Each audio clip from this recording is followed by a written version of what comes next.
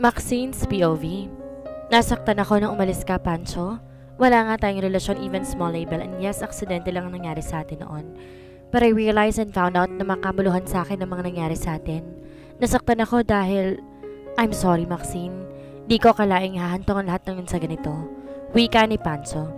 Nasaktan ako dahil binigay kong sarili ko sa iyo, Pancho. Alam mo, ikaw yung kauna-unahang taong nakagalaw sa akin and biglang naputol ang aking pagsasalita dahil sa biglang nagsalita si Pancho. Tama na, Maxine. Alam kong lahat ng yun na I came here para ipagpatuloy natin ang ating sinimulan. Sabay hawak ito sa aking braso. Ayoko nang masaktan pa, Pancho, please. Mahinang sabi ko habang may lungkot ng tonong pagsasalita. Trust me, Maxine. Please give me a second chance para mapatunayan ko sa iyo na karapat dapat ako for you. Papatunayan ko sa iyo yan at itatama kung naging pagkakamali ko sa iyo noon. Saad ni Pancho sabay titig sa aking mga mata. Matagal na kitang mahal, Pancho. Una pa lang minahal na kita. Bigla ako niyakap ni Pancho na mahigpit, sabay paghalik sa akin noo. I love you, Maxine. Promise mamahalin kita, aalagaan, at hindi kita sasaktan just what you think. Tandaan mong mawali man ako sa tabi mo, subalit hindi kita ipagpapalit sa iba kahit kailan. Paliwanag pa ni Pancho na halatang mula sa pusong kanyang pagsabi sa akin. Magtitiwala ako sa iyo, Pancho. Maikling sabi ko sabay hinawakan siya sa kanyang likod. Sabay nagyakapan at naghalikan kaming dalawa ni Pancho sa gitna ng malamig na Pasko. Natapos ang Pasko at dumaan na rin ang pagsapit ng bagong taon. Pero bagong lahat ng yon, year 2020, December 31, naging officially in a relationship kami ni Pancho. Doon nagsimulang magbago lahat sa pagitan naming dalawa. Kahit ilang araw lang natitira ko dito sa Laguna, ginugugol talaga namin ni Pancho ang oras at panahon na magkasama kami. Araw-araw siyang dumadalo sa bahay, nagdadala ng chocolates, prutas at bulaklak sa akin. Naging legal din agad kami ni Pancho kay mommy at daddy ko, ganun din sa lolo niya. Subalit sa aking pagkakaalam, hindi pa alam ng pamilya ni Pancho sa Canada ang tungkol sa aming relasyong dalawa. Pagsapit ng gabi, lumalabas kami ni Pancho para gumala at kumain sa labas. Pagkatapos, diretso sa bahay nila kung saan doon na kami maglalambingan pareho, magyayakapan at maghahalikan. In short, gabi-gabing may nangyayari sa amin ni Pancho mismo sa kanyang kwarto. Super close agad kami kahit sabihin natin na days pa lang na magsimulang mag-on.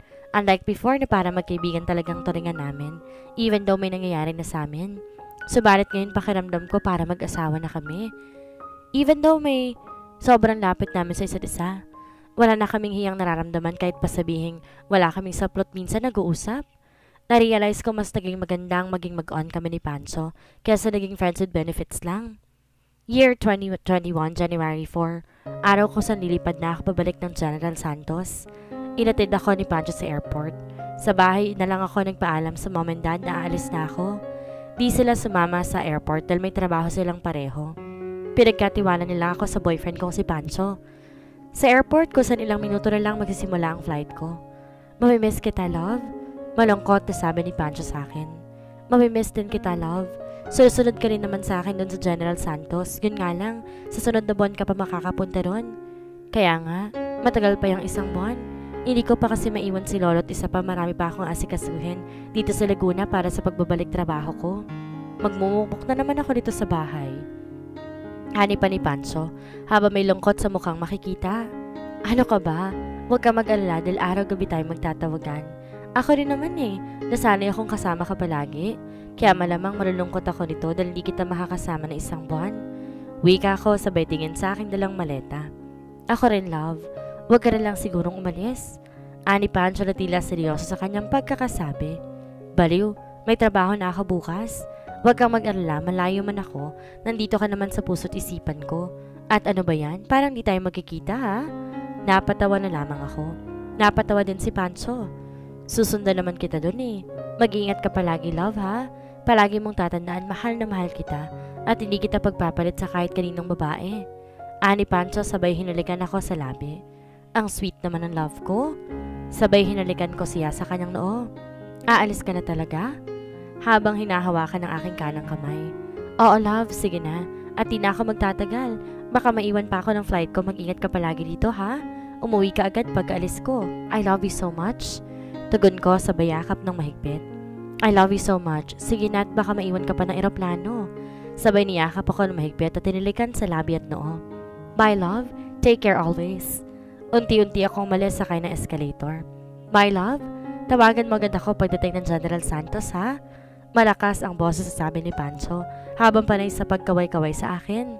Yes love, see you soon. Kinawayan ko siya habang paakyat sakay ng escalator. Lumipad na ako patungong General Santos at ganun din si Pancho umalis na pauwi sa kanilang bahay. Habang sakay ako ng eroplano, tinitingnan ko mga picture namin ni Pancho na magkakasama. Agad ko rin siyang na-miss. Kapag nasanay ka pala sa araw-araw mong kasama, ang taong mahal mo ay parang ayaw mo na itong mawalay sa'yo. Masarap sa pala sa pakiramdam yung may minamahal at nagmamahal. Pagdating ko ng General Santos, balik trabaho na naman. Sumagi din sa isipan ko si Randy na siya naghihintay sa aking pagbabalik. Gabi-gabi kami nag-uusap ni Pancho sa telepono pagkatapos ng trabaho ko. Kahit papaano na ibsan ang pangulian namin sa isa't isa. Araw ng Miyerkules noon kung saan pa uwi na ako sa bahay galing ng trabaho. Naghihintay ako ng taxi nang maya-maya lang may humintong sasakyan sa aking harapan. Pagbukas ng pintuan, tumambad agad sa aking harapan si Randy. Merong malaking saya at tuwa sa kanyang mukha na makikita. Randy, ikaw ba yan? Matiim at tinitigan ko si Randy. Hi Maxine, long time no see. Wika ni Randy sabay ngiti sa akin. Ikaw nga, kamusta ka na? Sabi ko habang natutuwa ako makita ko siya. Well, okay lang naman, ikaw ba? Nakangiting sabi niya sabay baba ng sasakyan at lumapit sa akin. Ayos lang din naman, saan ka ba nanggaling? Tanong ko pa sa kanya. May pinuntahan lang ako. Siguro mamaya na natin ipagpatuloy yung pag-uusap? By the way, pwede ka ba ngayon?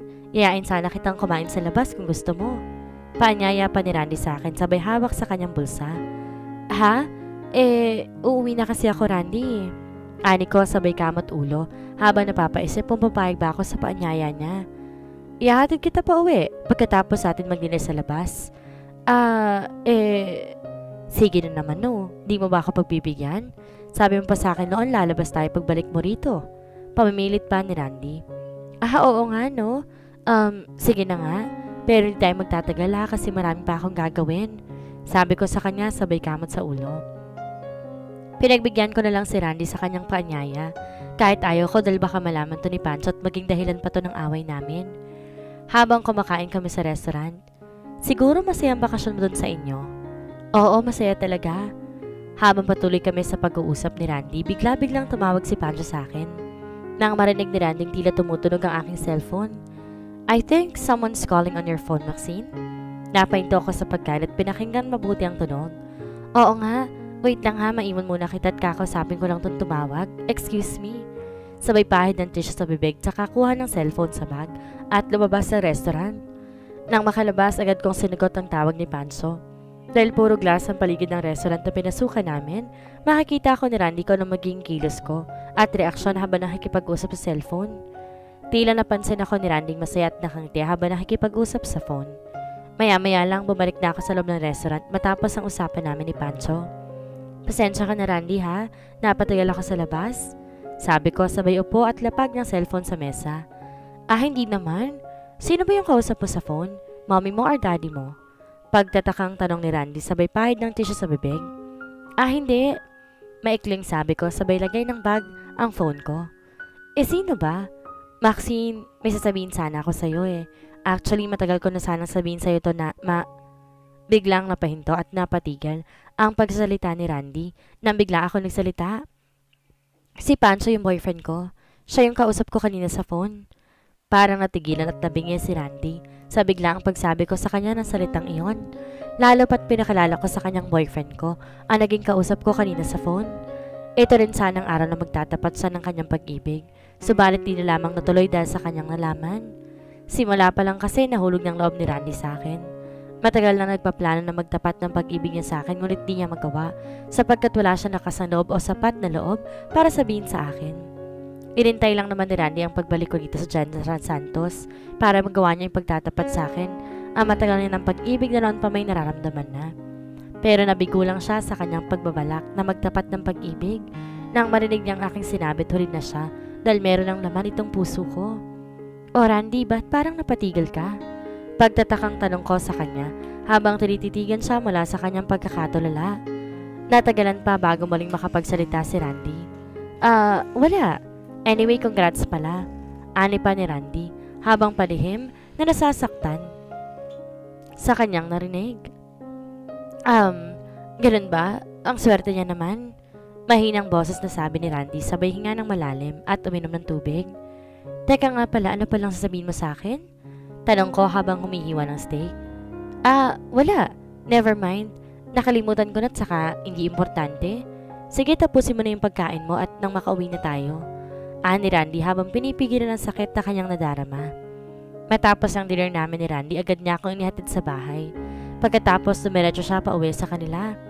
Habang bumabiyahe pa uwi sa kanila, bigla-bigla na lamang napatulong kanyang mga luha dahil sa sakit na kanyang nadarama nang malaman at matuklasan niyang meron na pala akong boyfriend, si Maxine, at yon ay si Pancho. Di na naiwasan pa ni Randy ang maging emosyonal sapagkat di niya may tatanggi o may kakaila sa kanyang sarili na siya'y lubos na nasaktan, lalo pat padalawa na siyang umibig ng totoo. Hindi niya akalaing masasaktan siya ng ganito dahil lamang sa kanyang nalaman at natuklasan. I can't believe na masasaktan pala ako ng ganito. I can't imagine na magiging emosyonal siya, na magiging bigo na naman at magiging sawi sa pangalawang pag-ibig. Why, Maxine? Sinaktan mo ako ng sobra. I love you very much, subalit huli na pala at malalaman ko na lang na may boyfriend ka na. Bulong ni Randy sa sarili habang emosyonal at patuloy sa pag-iyak. Napansin ko rin ang bigla-bigla niyang nagbago. Bihira niya rin akong tawagan at daanan sa trabaho at kapag magkasama kami para nabawasan ang pagiging madaldal niya at bihira niya rin akong kausapin hindi kaya nung dati. Tila para nag-iba na yata ang pakikitungo niya sa akin sa hindi ko man lang malamang dahilan kung bakit. Ibang-iba na talaga si Randy. Nagbago siyang bigla. Di na siya kagaya ng dati na isang masayahing tao. Subalit hindi ko yun pinansin at pinag-isipan ng iba dahil baka nagkataon lang na may problema siya. Isang araw, January 25, kung Sunday off ko at niyaya ko si Randy kumain sa labas. Ako na nagayaya sa kanya di tulad dati. Siya talaga tong unang nagayaya sa akin. Pilit ko talagang niyaya para pumayag siya na sa ganoon. Makausap ko siya na mabuti at matanong ko siya. Ba't bigla na lang siya nag-iba at nagbago ng pakikitungo sa akin? Dahil hindi ko na talaga carry magkaganito kami. Lalo pat napalapit na rin ang loob ko sa kanya. Tinawagan ko siya nung araw na yon. Nagkausap kami sa phone. Sa tagal ng pamimilit ko sa kanya, pumayag din to. Gabi yon na lumabas kami ni Randy at bago yon tinawagan ko muna si Pancho para magpaalam na may lalakarin ako ngayong gabi. Di ko binanggit sa kanya kung sino makakasama ko para iwas na sa away. Sa Japanese restaurant kung saan kami nag-dinner ni Randy. Kamusta ka na, Randy? Ayos lang naman, bakit? Bakit para nag-iba ka yata? Napansin ko, bihira mo na akong kausapin. Tapos, kung kakausapin naman kita, hindi ka naman sumasagot. Bakit parang di na yata madalas ang pagaya mo sa akin gumala? Ano bang problema? Dati naman halos araw-araw, gabi mo akong niyayaya na gumala or kumain sa labas. Napansin ko rin parang di ka na yata dumadaan sa ospital na pinagtatrabahuhan ko. May problema ka ba? Tanong ko kay Randy habang napapaisip ng gusto. Ayos lang naman ako. Pasensya na busy lang kasi ako sa trabaho at marami inaasikaso. Ani pa ni Randy sabay iwas ang tingin sa kanya. Hindi parang nag-iba ka na talaga, hindi ka na tulad ng dati. Curious lang kasi ako at tinitigan siya. It is none of your business, Maxine. Okay?